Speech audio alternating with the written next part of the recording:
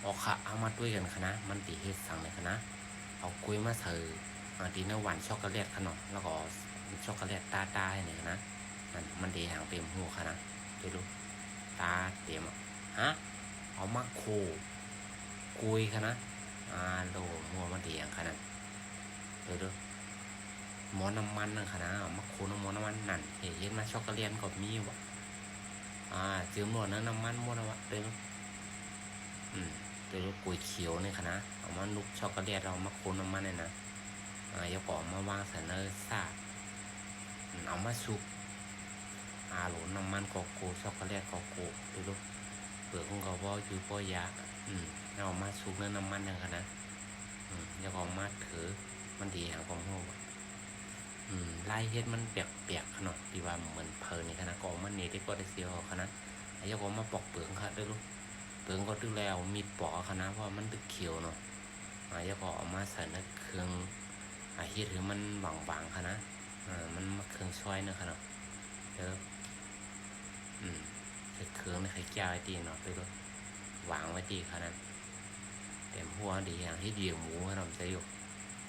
ยกเอาแอปเปิลกัดดาษแห้งค่ะนะยกมาเสิร์ฟเปียงให้หน่อยยังค่ะนะเวลาเนี่ยมันติเฮ็ดกุยโคขายอ่ะนั่นเอามาคูทั้งกำดีวะค่ะนะเดี๋ยวเมื่อไปซุกกุยเขียวน้ำมันก็โคกำเนาะนั่นน้ำมันปอใส่น้ำมันแทงเอามันโคดีค่ะนั่นนะด้วยมอหลวงเนาะแต่ว่ามันใส่เปียงนี่กันนี่นะเปียงดำจับนั่นเปียงเสียมหลวงนั่นน้ำมันหมดอ่ะยกออกมาวางขึ้นเนื้อซ่าทั้งกำค่ะนะเดียงแทงนั่นเอาอย่างมาใส่กับเขาเขาซอยไม่เป็นข้าวซอยหนักค่ะนะข้าวซอยสินเยอะเลยค่ะเนาะ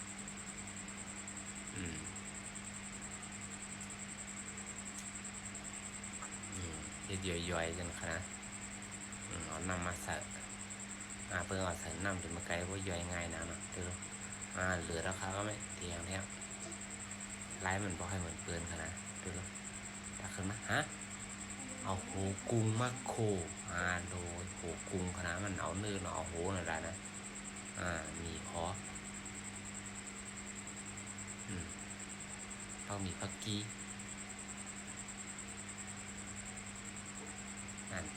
นั่นน่ะเนื้อก็มีค่ะแล้วนั่นแต่ว่าหัวเอาโคเอาเปลือกมาโคอย่างของมันนั่นอ่อนโดดมากิดอย่าต้องกวาดโทนผี